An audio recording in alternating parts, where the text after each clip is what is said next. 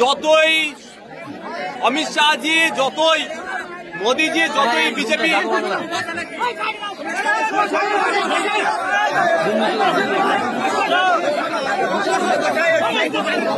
যতই এরা বলুক না কেন, 370 বিলোপের পরে নাকি কাশ্মীরে শান্তি ফিরেছে, নোটবন্দি পরে নাকি জঙ্গিদের কোমর ভেঙেছে।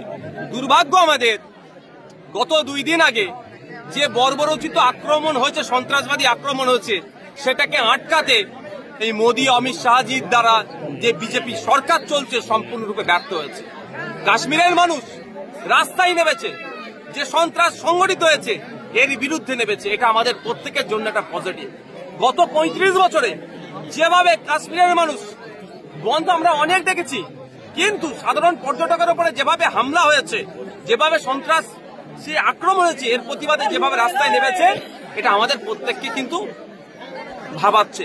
কিন্তু দুর্ভাগ্যের বিষয়, এই হামলাকে কেন্দ্র করে ধর্মীয় বিভাজনে ব্যস্ত কেন্দ্রের বিজেপি সরকার যেমন এবং বিভিন্ন জায়গায় বিজেপিরা, কিন্তু সাধারণ মানুষকে এই প্রশ্ন তোলার মাইন্ডকে ডাইভার্ট করে দিচ্ছে যে ওখানে বিভিন্ন লেয়ারের সিকিউরিটি থাকে, তারপরেও কিভাবে দীর্ঘক্ষণ ধরে ওখানে সন্ত্রাসী কার্যকলাপ চালালো ওই সমাজ বিরোধীগুলো, মানবতার বিরোধী খুনিগুলো।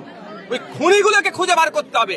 সে পাকিস্তানে যে লুকোক আর আফগানিস্তান আর আমেরিকায় একটা খুনি না ছাড় পায়। যে খুনির মধ্যেই 25-এর উপরে আমার ভাইকে খুন করেছে, আমার এক ভাই ঝন্টু ভাইকেও যারা খুন করেছে, একটাও না ছাড় পাই। খুঁজে বার করে 56 ইঞ্চি অনেক গল্প শুনিয়েছি, এবার সময় এসেছে সত্যিকার 56 ইঞ্চি না 16 ইঞ্চি তার প্রমাণের খুঁজে বার করতে হবে। একটাও না ছাড় পায়। কিভাবে আসলো, কাদের সহযোগিতা পেল? কারণ এরা আপনার সীমান্ত থেকে যথেষ্ট দূরে ওই জায়গাটা পেহেলগাঁও। ওই পেহেলগাঁওতে বছরে বিভিন্ন সময়ে প্রচুর টুরিস্ট যায়। আমরা কাশ্মীরে যতটুকু জানি, আমরা কি দেখি যে 5 মিটার 10 মিটার ছাড়া ছাড়া আর্মি থাকে, সেনা থাকে।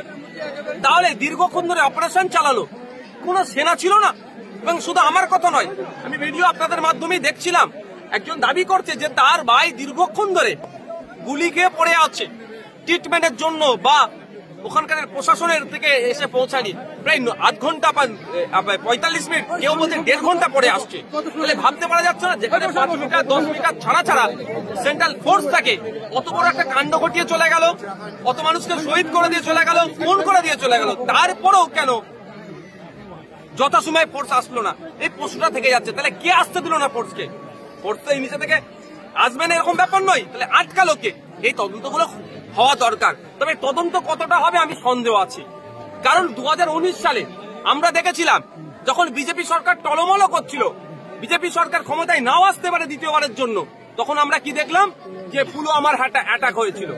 পুলওয়ামার অ্যাটাকে শুনেছিলাম 350 কেজির কাছাকাছি নাকি RDX নিয়ে এসেছিল, এবং আমাদের দেশের 40টা সেনা শহীদ হয়েছিল। 6 বছর হয়ে গেল, এখনো পর্যন্ত আমরা জানতে পারলাম না ওই তদন্ত অগ্রগতি কোথায়, কতজন গ্রেফতার হয়েছে, কতজনের বিরুদ্ধে ব্যবস্থা হয়েছে, বা কারা কারা যুক্ত আছে, কোন দিক দিয়ে RDX আসলো, সেগুলো জানতে পারলাম না। তার মতো এটা হবে না, এটা আমি আশা করব। দাদা, পরিবার বলছে ধর্ম নয়, রাজনীতি, জঙ্গি যারা কার্যকলাপ চালিয়েছে যে দেশ সহযোগিতা করছে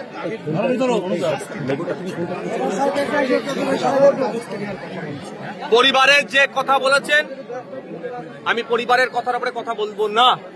পরিবার তার জায়গায় দাঁড়িয়ে বলেছেন, অবশ্যই সাথে আমি শুধু একটু অ্যাড করব। প্রথম কথা হচ্ছে, যারা এই জঙ্গি কার্যকলাপের প্ররোচনা দিচ্ছে তাদেরকে খুঁজে বার করে ছাড়লে হবে না। কোন দেশ থেকে হচ্ছে, কি দেশের মাটি থেকে কেউ যোগান দিচ্ছে, সেটাও খুঁজে বার করতে হবে। সেটা দ্বিতীয় কথা যেটা হচ্ছে যে অনেক পরিবারের লোক তার জায়গা থেকে ঠিক বলেছে, রাজনীতি করার সময় নয়। আমি একজন রাজনৈতিক নেতা হিসেবে বলতে পারি, এখনই সরকারকে চেপে ধরার সময়, যে এর পরে না কোনো ঘটনা ঘটে। সরকার যদি এখন সজাগ হয়, প্রশাসনকে যদি সজাগ করে, পরবর্তীতে এরকম আর ঘটনা ঘটবে না। না হলে কোন জায়গায় আপনার পর্যটন কেন্দ্রে যাবে, এই ধরনের লাশ হয়ে ফিরে আসবে, এটা তো মেনে নেওয়া যায় না। আমাদের নাগরিকের উপরে আক্রমণ হয়েছে, আমি তো প্রশ্ন সরকারকে করব, আমি তো বিরোধীদেরকে করতে পারি না, সাধারণ মানুষকে করতে পারি না, মিডিয়াকে তো করতে পারি না। আমি প্রশ্ন করবো সরকারকে, আপনি ব্যর্থ হয়েছেন, এই ব্যর্থতার দায় আপনাকে স্বীকার করতে হবে এবং ইনশিওর করতে হবে আগামী দিনে এটা হতে দেব না। তখনই আপনার কথাটা ইনশিওর হিসাবে আমি ধরবো যখন যারা এই কাণ্ডের সাথে যুক্ত সে পাকিস্তানের অলিতা গলিতা ঢুকে থাকলে তাকে খুঁজে বার করে আনতে হবে, কোনো ছাড় হবে না। এই যে দলীয় বৈঠক হয়েছে কালকে, সরকারের এখন পর্যন্ত যে সিদ্ধান্ত তা নিয়ে কি বলবেন? আমিও সহমত।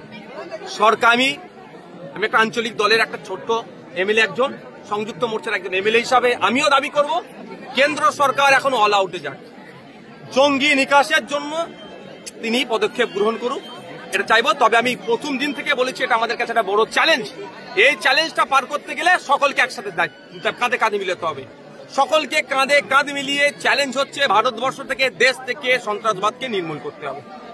এই যে অভিযোগ উঠছে যে আদানি পোর্ট থেকে এই যে জঙ্গিদের সহযোগিতা করা হয়েছে, অভিযোগ উঠছে, এটা একটা ভয়ঙ্কর অভিযোগ আমি দেখছিলাম মিডিয়ার মাধ্যমে।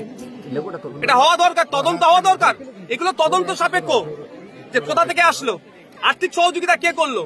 দেখুন শুনছি AK-47 গ্রেনেড নিয়ে এবং সাথে সাথে গ্রেনেড এনেছিল 5টা AK-47 এই কটা শুনছি, মিডিয়ার মাধ্যমে জানতে পারছি।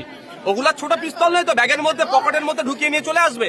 তাহলে AK-47টা তাহলে নিয়ে আসলো কোথা থেকে, কারা নিয়ে আসলো, নিয়ে আসার সহযোগিতা কে করলো, এগুলো তদন্ত সাপেক্ষ, তদন্ত হওয়া দরকার। আমিও চাই তদন্ত হয়ে সত্য আসুক, যে বা যারা যুক্ত একটাও না ছাড় পায়। এই যে পর্যটক 26 জন প্রায় নিহত হয়েছেন, তাদের ক্ষতিপূরণের ব্যাপারে সরকারের এখন আমি এখানে একটা কথা বলবো, কেন্দ্র সরকার সম্পূর্ণরূপে ব্যর্থ হয়েছে। কেন্দ্র সরকারকে পর্যাপ্ত পরিমাণে ক্ষতিপূরণের ব্যবস্থা করতে হবে এবং সাথে সাথে যে পর্যটকগুলো ওখানে গিয়ে শহীদ হয়েছে, যাদেরকে খুন করেছে, তাদের পরিবার পিছু একটা চাকরি দিতে হবে। এবং আমার ঝন্টু ভাইয়ের ছেলে আছে, একটা মেয়ে আছে, ঝন্টু ভাইয়ের পরিবারকে চাকরি সহ ছেলেটি যে IAS হওয়ার যে স্বপ্ন দেখেছে, সরকারকে সম্পূর্ণ দায়িত্ব নিয়ে IAS করার ব্যবস্থা করতে হবে। আর সরকার যদি দায়িত্ব নিতে ব্যর্থ হয়, আমি এখানে সে কথা দিয়েছি, গ্রামের মানুষের সহযোগিতা নিয়ে আমরা ছেলেটিকে IAS হওয়ার জন্য সর্বোচ্চ সহযোগিতা করব।